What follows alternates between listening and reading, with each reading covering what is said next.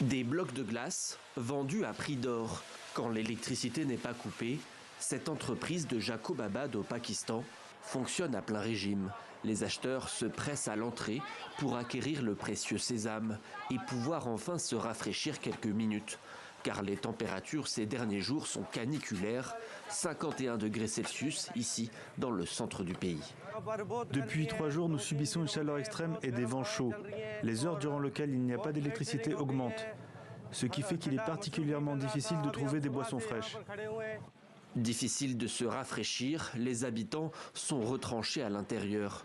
Les écoles sont fermées, les restaurants et salons de thé vides, la vie tourne au ralenti. Pour les plus pauvres, c'est encore plus compliqué. Anal n'a que sa tente et un peu d'eau pour tenter d'échapper à la chaleur. Je dois m'asseoir en pleine chaleur. Il n'y a pas de ventilateur et je dois m'asseoir dans une sorte de hutte. Le soleil brûle, la chaleur est brûlante, mais où puis-je aller ? La canicule ne se limite pas au Pakistan. En Inde, dans la région voisine du Rajasthan, placée en alerte rouge, les températures oscillent entre 45 et 48 degrés. Un mélange d'air chaud, sec et poussiéreux et une sensation d'étouffement, accentuée par le manque d'espace vert et la pollution. 6 personnes ont subi une autopsie qui a révélé que la cause du décès était la chaleur.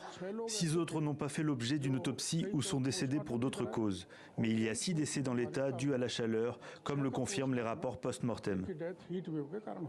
Cet épisode de chaleur extrême risque de devenir la norme en Inde et au Pakistan.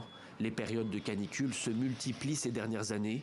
La région est aussi particulièrement vulnérable aux phénomènes météorologiques extrêmes que les scientifiques associent au changement climatique. Beaucoup s'inquiètent pour la suite, et notamment de la prochaine mousson qui doit commencer dans un peu moins de 2 mois.